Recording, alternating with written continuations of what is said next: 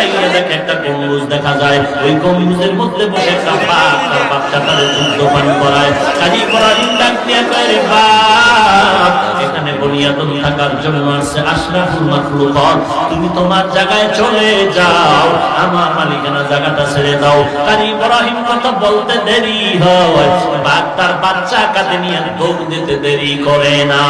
ওই গম্বুজ এখনো আছে উজানিতে। এই যারা গেছেন দেখেন নাই, উজানির মসজিদের দক্ষিণ পশ্চিম কর্নারে ওই সেই গম্বুজ,